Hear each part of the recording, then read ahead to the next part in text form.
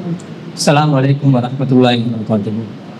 إن الحمد لله نعبده ونستعينه ونستغفره ونعوذ بالله من شرور أنفسنا وسيئات أعمالنا من يهده الله فلا مضل له ومن يضلل فلا هادي له وأشهد أن لا إله إلا الله وحده لا شريك له وأشهد أن محمدا عبده ورسوله أما بعد.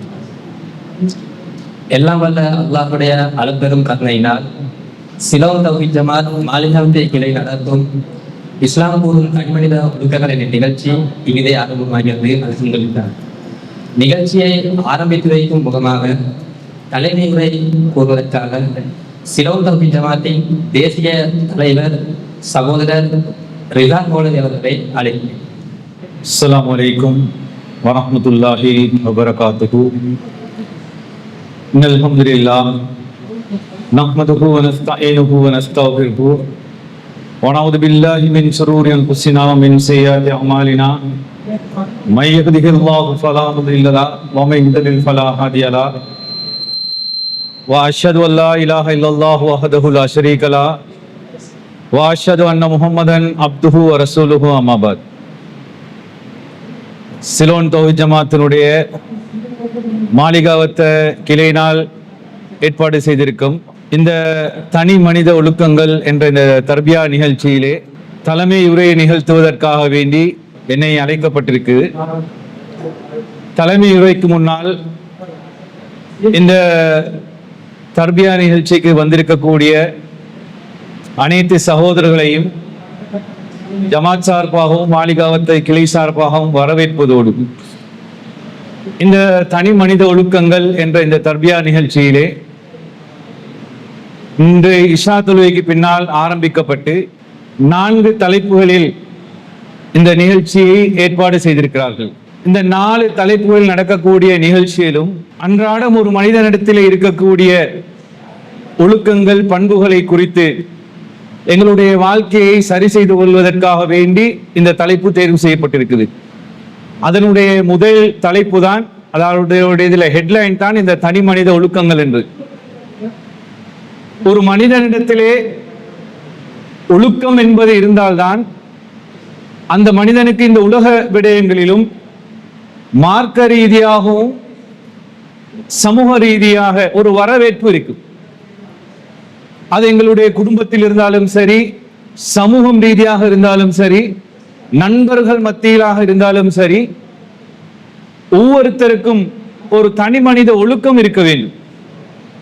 அந்த ஒழுக்கம் இல்லை என்று சொன்னால் ஒரு மனிதன் சொல்லக்கூடிய சொல்லாக இருந்தாலும் கருத்தாக இருந்தாலும் அவன் செய்யக்கூடிய செயலாக இருந்தாலும் இந்த சமூகத்தில் எடுபடாமல் போய்விடும்.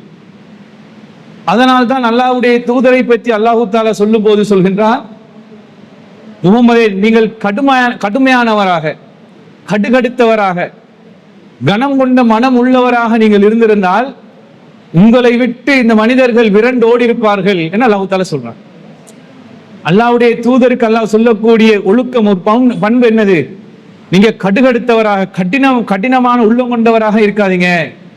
சாஃப்டான ஒரு மனிதராக, நல்ல ஒழுக்கம் உள்ளவராக நீங்க இருங்க. இல்லைன்னு வைங்க, உங்களை விட்டு இந்த மனிதர்கள் ஓடிடுவார்கள் என அல்லாஹு தஆலா தூதரை பற்றி சொல்கின்றான். இன்னொரு இடத்துல அல்லாஹு தஆலா சொல்லும் போது இந்த தூதரிடத்துல அழகிய முன்மாதிரி இருக்கின்றது என்று அல்லாஹ் தஆலா சொல்கிறான். இது எல்லாம் இருக்க போய்தான் அந்த தனி மனிதனிடத்தில் நல்ல பண்புகள், நல்ல பழக்கங்கள், ஒழுக்கங்கள் இருந்த காரணத்தில் தான் அந்த அல்லாஹ்வுடைய தூதர் அவர்கள் சொன்ன அந்த கருத்து இந்த சமூகத்தில் எடுபட்டுச்சு. ஆரம்பத்தை எடுத்து பாருங்க, அல்லாஹ்வுடைய தூதருடைய ஆரம்பம்.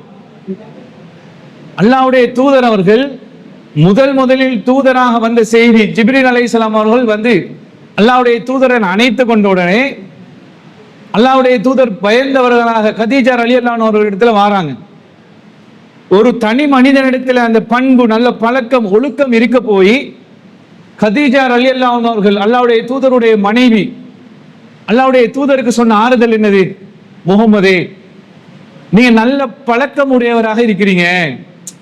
பாருங்க, தனி மனித ஒழுக்கம் எவ்வளவு முக்கியம் பாருங்க. தன்னுடைய மனைவி கூட கணவனை ஏற்றுக்கொள்வதாக இருந்தால், கணவனோடு அன்பாக பண்பாக நடந்து கொள்வதாக இருந்தால், கணவன் சொல்லக்கூடிய கருத்தை மனைவி முதல் ஏற்றுக்கொள்வதாக இருந்தால் அந்த கணவனிடத்தில் இருக்கக்கூடிய பண்பு என்னது?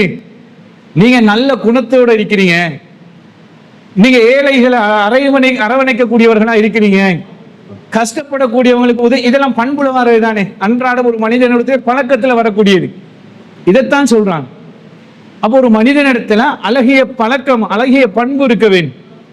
இந்த பண்பு இருந்தால்தான் நாம் சொல்லக்கூடிய கருத்தாக இருந்தாலும், நாம் செய்யக்கூடிய செயலாக இருந்தாலும் அடுத்த மனிதனை கவரக்கூடியதாக இருக்கும். அதனால்தான் இந்த தனி மனித ஒழுக்கங்கள் என்ற தலைப்பு கீழே 4 விடயங்கள் தேர்வு செய்யப்பட்டிருக்கின்றது. இந்த ஒழுக்கம் எங்ககிட்ட இருந்து வந்துச்சுன்னு வைங்க, நாம் செய்யக்கூடியதை அந்த ஒழுக்கத்தோடு சேர்ந்து இந்த சமூகம் ஏற்றுக்கொள்வார்கள். அல்லாஹ் தஆலா தனது திருமறை குர்ஆன்ல சொல்லக்கூடிய ஒரு கட்டளை என்னது? கட்டளை கொண்டு கூட சொல்லலாம், லிம தகுலூன மா லா தஃபலூன், நீங்கள் செய்யாததை அடுத்தவர்களுக்கு சொல்லாதீர்கள். எங்ககிட்ட நல்ல பழக்கம் இல்லைன்னு வைங்க, எங்ககிட்ட நல்ல பேச்சுவார்த்தை இல்லைன்னு வைங்க, எங்ககிட்ட நல்ல உள்ளத்துல நல்ல குணம் இல்லைன்னு வைங்க, அடுத்தவனுக்கு சொல்லலாமா? நான் அடுத்தவனை பார்த்து சலாம் சொல்றதில்லை, அடுத்தவனை பார்த்து சிரிப்பதில்லை, நான் ஒருத்தனை பார்த்து சிரிக்காம இன்னொருத்தனுக்கு நான் சொல்லலுமா? ஒரு சகோதரனை புன்முறுவலோடு பார்க்கிறது சதக்கா தர்மம் சொல்லலாம். அவன் மாறி கேட்பான், நீ ஏன் முகத்தை பிடிச்சிட்டு இருக்கிற, நீ எனக்கு சொல்றியான்னு கேட்பான். எல்லா விஷயத்தையும் எனக்கிட்ட தொழுகை இல்லைன்னு வைங்க, நான் என் பிள்ளைகளுக்கு சொல்லலாமா? நான் என் மனைவிக்கு சொல்லலாமா? சொல்ல முடியாது. அப்ப இறைவன் சொல்லக்கூடியது என்னது? லிம தகுலூன மா லா தஃபலூன், நீங்கள் செய்யாததை பிறருக்கு செய்யும்படி நீங்கள் சொல்லாதீர்கள் என்று அல்லாஹ்வுடைய கட்டளை. அப்ப தனி மனிதன் என்ற என்னிடத்துல அந்த ஒழுக்கங்கள் பழக்கங்கள் எல்லாமே என்னிடத்துல வர வேண்டும் என்பதற்காக இந்த தலைப்பு தேர்வு செய்யப்பட்டதை நாம் பார்க்கிறோம். அதே நேரம் பாருங்க, இரண்டாவதாக முதலாவது என்னுடைய தலைமை உரைக்கு பின்னால் நடக்கக்கூடியது தனி மனித ஒழுக்கங்கள் என்ற தலைப்புல ஒரு நிகழ்ச்சி நடக்கும். இரண்டாவதாக நடக்கக்கூடிய தலைப்பு சுய பரிசோதனை. அதாவது ஒவ்வொரு மனிதனும் தன்னை பற்றி தான் பரிசோதனை செய்து கொள்ள வேண்டும். இது அல்லாஹ்வுடைய கட்டளையும் கூட. நான் எப்படி இருக்கிறேன், என்னுடைய பழக்க வழக்கங்கள் எப்படி இருக்கின்றது, நான் என்னுடைய மனைவியோடு நடந்து கொள்ளக்கூடிய விதம், என்னுடைய தாய் தந்தையர்களோடு நடந்து கொள்ளக்கூடிய விதம், என்னுடைய பிள்ளைகளோடு நான் நடந்து கொள்ளக்கூடிய விதம், என்னுடைய உறவுகளோடு நான் நடந்து கொள்ளக்கூடிய விதம், என்னுடைய சமூகத்தோடு நான் நடந்து கொள்ளக்கூடிய விதம், இதெல்லாம் சரியா இருக்குதா?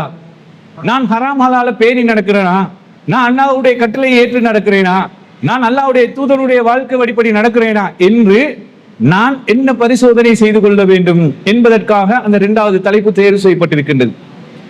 நான் என்னை பரிசோதனை செய்யாமல் நான் உங்களுக்கு ஒரு கருத்தை எடுத்து சொல்லலுமா? அல்லாஹ்வுடைய தூதர் நபிகள் நாயகம் ஸல்லல்லாஹு அலைஹி வஸல்லம் அவர்களை பற்றி ஆயிஷா ரலியல்லாஹு அன்ஹா அவர்களிடத்தில் கேட்கப்பட்டது எப்படி? சூயிரத் ஆயிஷத்து அன் ஹுலிகி ரசூலுல்லாஹி ஸல்லல்லாஹு அலைஹி வஸல்லம். ஆயிஷா ரலியல்லாஹு அன்ஹா அவர்களிடத்தில் அல்லாஹ்வுடைய தூதரை பற்றி கேட்கப்பட்டது, அல்லாஹ்வுடைய தூதருடைய வாழ்க்கை எப்படி இருந்துச்சுன்னு. ஆயிஷா ரலியல்லாஹு அன்ஹா சொல்றாங்க, ஃபகாலத் கான ஹுல்குஹு குர்ஆன், அல்லாஹ்வுடைய தூதருடைய வாழ்க்கை குர்ஆனாக இருந்தது என்று ஆயிஷா ரலியல்லாஹு அன்ஹா சொல்றாங்க. அப்ப அந்த தூதருடைய வாழ்க்கை எப்படி இருந்துச்சு? குர்ஆனாக தான் இருந்துச்சு. அல்லாஹ் தஆலா குர்ஆன்ல எதை சொல்கிறானோ, எதை கட்டளையாக சொல்றானோ, எது கூடும் என்று சொல்றானோ, எது கூடாது என்று சொல்றானோ அதை அப்படியே எடுத்து நடக்கக்கூடியவர்களாக ஆயிஷா ரலியல்லாஹு அன்ஹா சொல்றாங்க அல்லாஹ்வுடைய தூதர் இருந்தார்கள். அப்ப எங்ககிட்ட அந்த பழக்க வழக்கங்கள் இருக்க வேண்டும். அல்லாஹ் தஆலா குர்ஆன்ல எதை சொல்றானோ முடிந்த அளவு எங்களுடைய சக்திக்கு உட்பட்டு நாம் அதை ஏற்று நடக்கக்கூடியவர்களாக இருக்க வேண்டும். இருந்தால்தான் ஆரம்பத்தில் நான் சொன்ன மாதிரி அல்லாஹ் தஆலா சொல்லக்கூடிய அந்த குர்ஆன் வசனம், லிம தகுலூன மா லா தஃபலூன், நீங்கள் செய்யாத ஒன்றை அடுத்தவர்களுக்கு செய்யும்படி ஏவாதீர்கள். அப்படி எங்ககிட்ட ஒண்ணுமே இல்லைன்னு வைங்க, என்கிட்ட நேரத்துக்கு தொழுகை இல்லை, என்கிட்ட நோன்பு இல்லை, என்கிட்ட நல்ல பேச்சுவார்த்தை இல்லை, என்கிட்ட நல்ல அகலாக்கள் பண்புகள் பழக்கங்கள் இல்லை, இது ஒன்றுமே இல்லாம நான் போய் என் மனைவி கிட்ட சொல்லிடுமா, நான் போய் என் பிள்ளைகள் கிட்ட சொல்லிடுமா, நான் என்ற பெற்றோர்கள் கிட்ட சொல்லிடுமா, நான் என்ற சகோதரர்கிட்ட சொல்லிடுமா? சொல்ல முடியாது. அப்ப அல்லாஹ்வுடைய தூதருக்கு அல்லாஹ் தஆலா சொன்னது, நபியே நீங்க செய்யாத ஒன்றை அடுத்தவருக்கு சொல்லாதீர்கள். அப்ப இதுதான் எங்களுடைய வாழ்க்கையில் இருக்க வேண்டும். அதற்காக அந்த தலைப்பு. அதற்கு பின்னால் இரவுடைய சாப்பாடும், அதற்கு பின்னால் தூக்கம் என்ற ஒரு அந்த ஓய்வு நேரம் தரப்படும். அதற்கு பின்னால் கியாமுல் லைல் தொழுகைக்காக வேண்டி, இரவு நேர தொழுகைக்காக வேண்டி எழும்பி கியாமுல் லைல் தொழுகை நடத்தப்படும். இந்த கியாமுல்லைல் தொழுகை வந்து எல்லோருமே அன்றாட வாழ்க்கையில நடைமுறைப்படுத்தக்கூடிய ஒன்று அல்ல. ரமலானுடைய காலம் வந்தால் கியாமுல்லைல் தொழுகும். அதற்கு பின்னால் அதை ஒரு நடைமுறையாக எடுக்கக்கூடியவர்கள் அரிதிலும் அரிது. முடிந்த அளவுக்கு வாரத்தில் ஒரு நாள், அதற்கு பின்னால வாரத்தில் ஒரு 2 நாள், எங்களால முடிஞ்ச அளவுக்கு இந்த இரவு நேர தொழுகையை தொழக்கூடிய அந்த பழக்கத்தை இந்த தர்பியா நிகழ்ச்சியில நாம் ஏற்படுத்திக் கொள்ள வேண்டும். அதற்கு பின்னால் குர்ஆன் தப்சீர் என்றது நடக்கும். அதற்கு பின்னால் ஃபஜ்ருடைய தொழுகையோட இந்த இன்றைய நிகழ்ச்சி வந்து நிறைவு பெறும். இதுதான் இந்த தனி மனித ஒழுக்கங்கள் என்ற இந்த தலைப்புல இன்றைய நாள் போடப்பட்டிருக்கக்கூடிய 4 தலைப்புகள். அப்ப இதை எங்களுடைய வாழ்க்கையில வந்து நடைமுறைப்படுத்துவதற்கும், நாம் எங்களுடைய வாழ்க்கையை சுய பரிசோதனை செய்து கொள்வதற்கும், நாம் குர்ஆன் ஹதீஸோட வாழ்வதற்கும் ஒரு களமாக எங்களுடைய வாழ்க்கையில இந்த இரவை, இந்த தர்பியா நிகழ்ச்சி நாம் ஏற்படுத்தி கொண்டோம் என்று சொன்னால் எங்களுடைய வாழ்க்கையில சின்ன மாற்றங்கள் வரும். ஏன்னா அதுதானே எங்களுடைய வாழ்க்கை. நாம் இந்த உலகத்தில் நிரந்தரமாக வாழ வந்தவர்கள் கிடையாது. அல்லாஹு தஆலா என்ன சொல்றான்? அல்லதி ஹலக்கல் மௌத வல் ஹயாத லியப்லுவக்கும் அய்யக்கும் அஹ்ஸனு அமலா. உங்களுக்கு வாழ்க்கையும் தந்திருக்கின்றேன், மரணத்தையும் தந்திருக்கின்றேன். அப்ப வாழ்வும் இருக்குது, மரணமும் இருக்கின்றது. எதற்காக வேண்டி? அய்யக்கும் அஹ்ஸனு அமலா, நல்ல அமல்கள், சாலிகான அமல்களை செய்வதற்காக வேண்டிதான் இந்த வாழ்க்கை.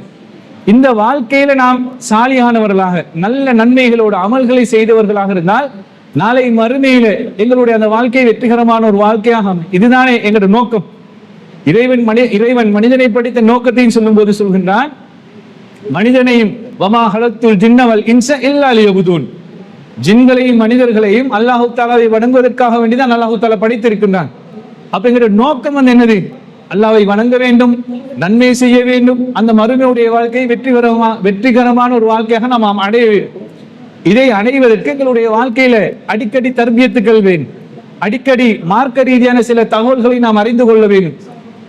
இதற்காக இது வேண்டிதான் நீங்க இன்றைக்கு ஒரு இரவு, நாளைக்கு இங்க இருக்கக்கூடிய எல்லாருக்கும் ஹாலிடே, இன்றைக்கு நீங்க ஒரு ரெஸ்டா இருக்கக்கூடிய நாள், இதெல்லாம் விட்டுட்டு வீட்டில இருந்து தயாராகி வந்திருக்கிற நோக்கம் ஏதோ ஜமாத்தால கிளையால கூப்பிட்டதுக்காக வேண்டி போகாட்டி இவங்க தெரிஞ்சவங்க எல்லாம் தப்பா நினைச்சிருவாங்க என்ற நோக்கம் கிடையாது.